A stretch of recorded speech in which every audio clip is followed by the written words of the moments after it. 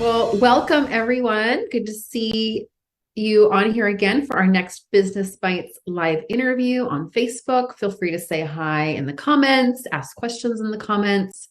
And if you're watching the recording, feel free to share your top BFO or aha moment in the comments of the recording as well. But I'm super excited to be joined by my friend and client and amazing spiritual coach for women, Miss Tara Zinn. Welcome. Thank you. So good to be here. I'm excited to chat and have a conversation, and just always such a pleasure to be with you and spend time with you. Thank you. Ditto. So share with our listeners, Tara, you have a really cool story in that you started and grew your first business based on passions and interest in helping others to be able to launch now your second business, which we'll get to. But I'm so curious and share with everybody what inspired you to start Omaha. So, I was kind of, young in my mid 20s, and I was like, what do I want to do? And I always wanted to be of service. I come from a family of people that are like a lot of nurses and people just that are of service. And so I knew I wanted to do that, and I didn't know how it looked. So a dear friend of mine was like, let's go to massage school. So we went to massage school, and I loved it. And I just, I started helping people and learning in that industry. And then I wanted to help other massage therapists grow in the industry. So I Yeah. was blessed to teach and then start to bring other massage therapists on my team. And it just kind of grew from there. And I worked with a lot of my students. And then now, I went from renting one room, sharing rent with someone, to now I own a building that we have 10 therapists now that work for us. So, Mhm. yeah. It's very, very cool. Yeah. It's so what were your goals when you first started the business and how have those changed? Hmm. Well, when I first started the business, it was just like in that industry, I just wanted to see as many clients as I could. I wanted to help as many people as I could, but that just came from just me. So just I wanted to do that, and I wanted to be able to um, get better at my craft. And then now it looks different in that I want to be able to help others do that and give back too. So kind of more working from more of the vision of the whole business and being able to see how does that work in the industry, number one, and then how does that also work in the community that we serve, and how am I able to individually connect with my team so then my team is also able to show up in an authentic way and really be able to be of service in the ways that they choose to, because it's not just in the way I want to do it. It's listening and really getting a feel from the other team members. How does that look for you? And really getting to um, hear all different aspects of how that can look in our industry. Yeah. And so that has really been something that's been rewarding and changed for me, because now it's comes more from a collective than just from me. Mhm. Yeah. Well, you have a really wonderful culture at Omaha Massage and Healing Arts, aka Omaha. And some therapists that have been with you or with the organization for a very long time. So having that culture is has been key. So I would be curious to know, you're physically in San Diego, and then the business is in Omaha. That business is in Omaha, Nebraska. How would you say, or what has been key and instrumental in maintaining that sense of culture in the organization when you're not physically there? You know, early on, I learned that it was, and I think, I came to this discovery with you before we were working together like this, just as friends, like you got to have the right people in the right seats. So, um, I was blessed to, like I had mentioned, had some of my students that ended up working with me. And so they knew how I showed up in a classroom, and they knew kind of what the expectation or what the ethics and the standards were. So bringing that into the team early on and setting that foundation has been key for me. Mhm. Um, and then, I think also just knowing that I don't have all the answers, and knowing that I have gifts, but so do does the leadership team that I have. They have a lot of gifts too, and really being able to listen to that and be able to be sure that I don't try and think I can change things when I'm not physically there, because I can't, and that's not really my role anymore. Yeah. And letting go of some control, which has not been the easiest journey, but it's been very necessary. So letting go of control and knowing that I'm not as good at certain things. And so I think for me, that's what's been so instrumental in the success of that company, is that I've been able to allow other people to step into their power and to step into what they're really good at, and then honor them and support them in that journey while I get to find out what I really like and what I'm really good at. Mm-hmm. And so speaking of, you in our work together, you grew the business organically, and you have customers who have been with you for a long time and on referrals, and you've got other great marketing strategies in place, but you have, your clients keep coming back and back and back, which has been so huge. So the business is essentially almost running without you. So a well-oiled machine, and customers are happy and it's profitable. So with that, now you've been able to shift into your new business, which has been on your heart for some time, but it's getting your first business to a place where you can now put more of that energy into in your new business. So tell our listeners a little bit more about, why did you start Embodied Vulnerability Coaching now that you have this flexibility? Well, I mean, primarily I started it for my daughter. I wanted to leave a legacy that mattered. Not that I don't think, obviously, Omaha matters, but just becoming a mom really changed what I, what my life looked like, what my time looked like, and how I wanted her to also see me show up in the world. And so I've always wanted to be of service. I love coaching. I love receiving coaching. I love coaching other people. And I just really love to listen to other people's stories and show up in an authentic way and listen, because I feel like that is something that is missing a lot sometimes in conversation, is really being heard by someone. And I love that. I love hearing people share what's on their heart, what's on their mind, and just really what they need support and help with, because sometimes it's hard in the day-to-day hustle bustle of life, and I love to be that container for people and to hold that space. So after a lot of fear and uncomfortableness of doing the work for myself for many years, I was like, okay, I feel comfortable in this space. I have something of value here because I've done the work, and I'm still doing the work. It's never done, but it's like knowing that I can be that for someone else and I can help someone else is, for me, the best gift. Yeah. Yeah. Yeah. And when you speak about being able to help others, who are you looking to connect with or to serve and support in this business? At this time, specifically, I'm working with women and mothers. I work a lot. I also have a child. And so navigating those waters is difficult. Being, someone that works full time essentially, and then also being the householder role, having the householder role too. It's a hard balance. It's hard to find time for me, my child, my spouse. And so really helping find the balance there. Or even if you're working and you don't have kids and you work a lot, and it's like finding time that is sacred to you, because I think, and being okay with that, right? Right. Like not having the Totally. guilt Yeah. behind, like, if I go do something for myself, is everybody going to be okay? Or, that's so huge too. Right. And you nailed it. It's like, is everyone going to be okay? Like, we're natural caregivers. Like, we naturally want to nurture people for the most part. And like, it comes effortlessly a lot, but then it comes at our expense a lot too.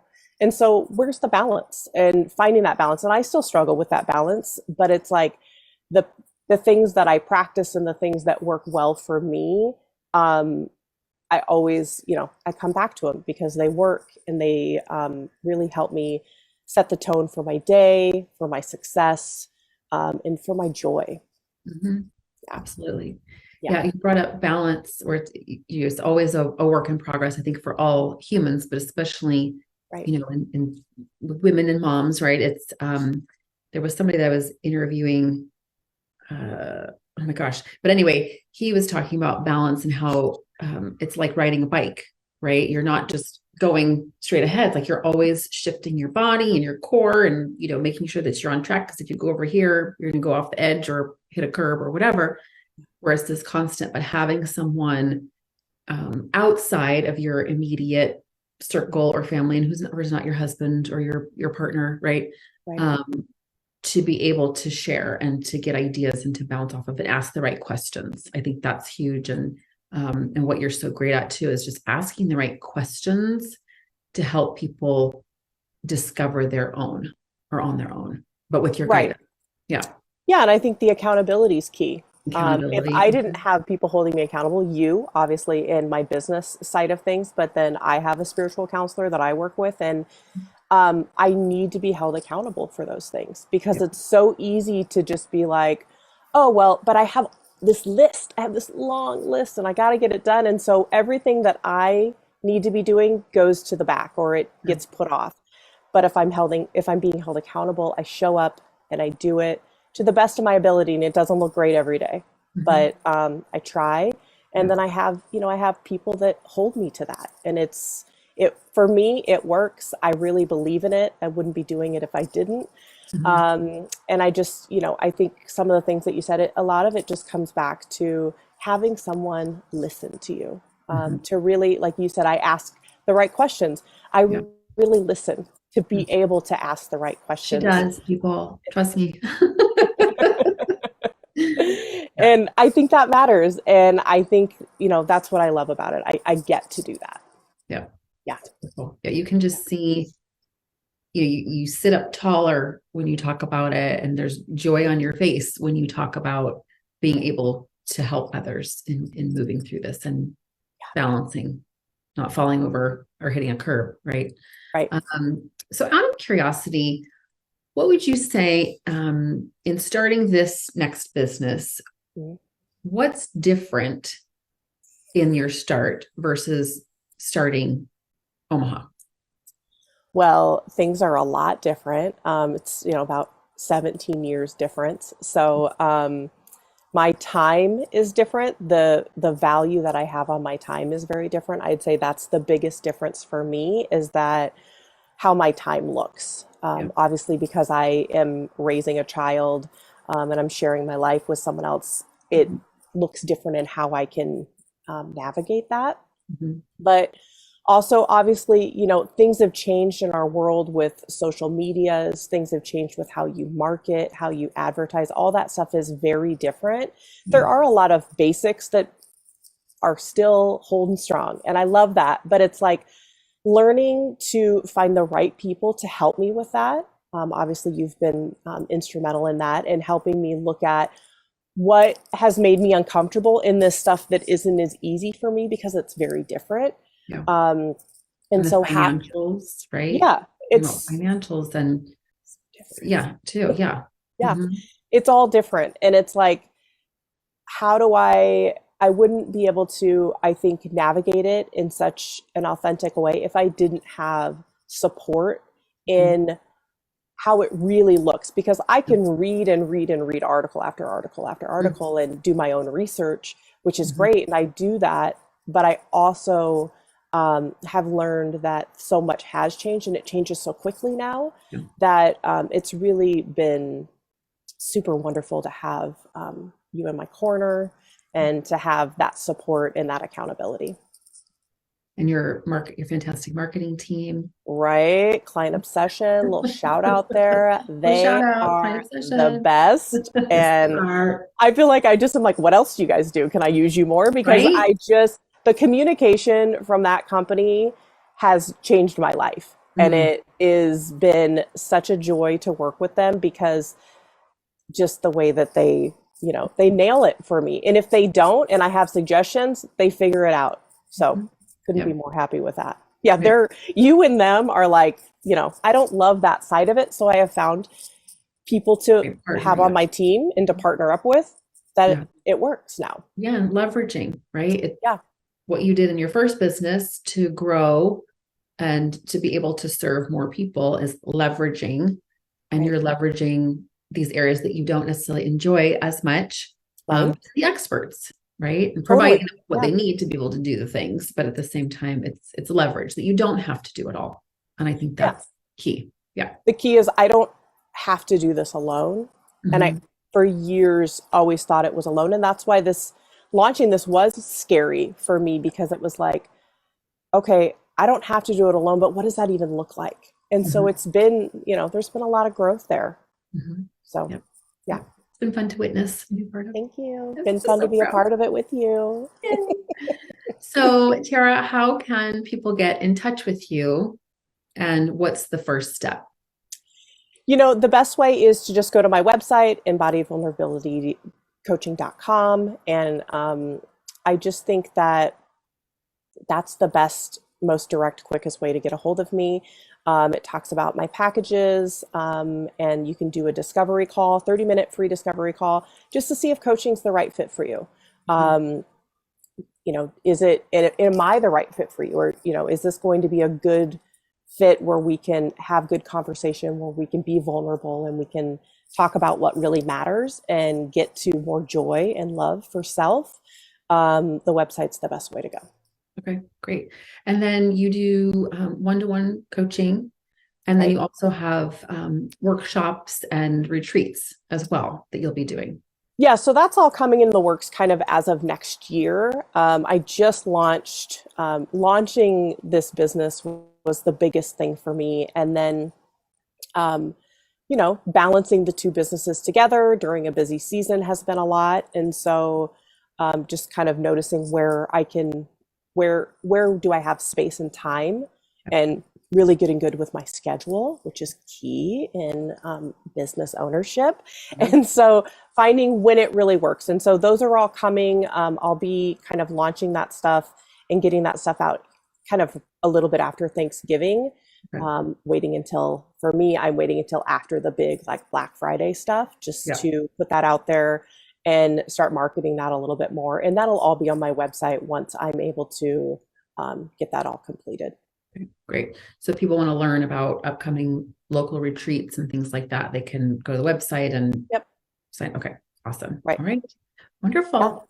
Yeah. Well, and I'm assuming that'll be in like the comments or something. Yeah. Perfect. Yeah. Great. So you can just go there, and that's how you can find me. Julie will do a little bit of the work for me, and then you can just fill something out and we can connect. Yeah. Or my team will do a little bit. Leverage people. Leverage.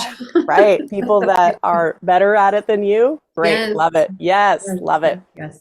Yeah. All right. Well, as always, it's wonderful talking to you. And thank you so much for sharing your journey and some really great tips in thinking about starting a business and launching the business, as well as for, women and moms to know that you are a resource for them as well, which I think is so huge. And I can attest that, I, in our work together a couple of years ago, it was key in the shift that was happening in my life from selling a business that was my identity for 12 plus years to, something else. And so I can attest that it really helped me through that shift and beyond. So I appreciate you. Yeah, I appreciate you. Thank you. All right. Well, I will see you soon, Tara. And Definitely. For those of you that watched and listened in, thank you so much. Hope you got some great BFOs, blinding flashes of the obvious. Feel free to type them in the comments, or if you're watching the recording, put them in the comments on YouTube, and we'll see you all next time. Bye. Thank you. Bye.